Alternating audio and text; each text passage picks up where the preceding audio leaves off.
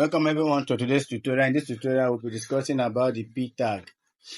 Now, the pre tag. Now, the pre tag is a tag that is not normally explained. It is not a tag that is commonly used. But I just have to explain so that you will know the importance of this pre tag. So now, let me show you what pre tags is all about. Okay, now for example, let me use it. Pre tag. So let me generate a lorem in between it.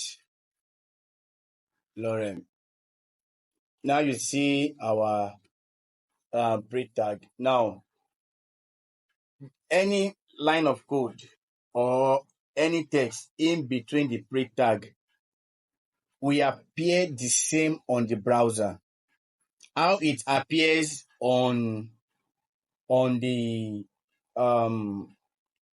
the code editor is going to appear the same on the browser. Now, let me apply a white space in between this, a white space. Now, immediately you see I applied a white space. We have it here. You understand? Now, why is it like this? Why is it like this?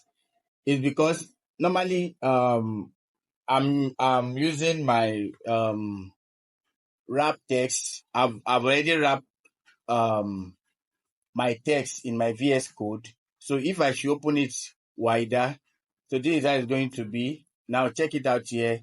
That's why you see it. It is occupying everywhere on the browser as well. So that's what we use p tag for. So let me show you this. You can see in the comment section why I applied white space here. It doesn't affect this set of characters here. You understand? So I'm applying white space here. You see, it is not applying. You understand? But the pre tag, surely you see it here. Now check here.